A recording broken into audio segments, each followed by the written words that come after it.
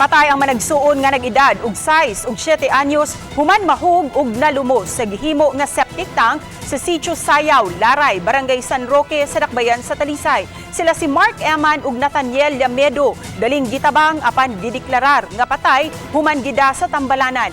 Matud ni Police Lieutenant Colonel Randy Caballes, ang hepe sa Talisay City Police, nga nadawat nila ang report sa nahitabo kagahapon, pasado alas 4 na sa hapon.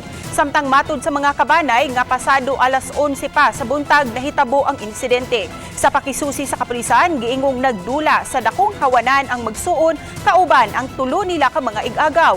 Kay lapukon ang lugar ug nagkalapok sila, giingong nakadesisyon ang mga bata nga manghimasa sa gihimo pa nga septic tank din adunay nagpundo nga tubig ulan.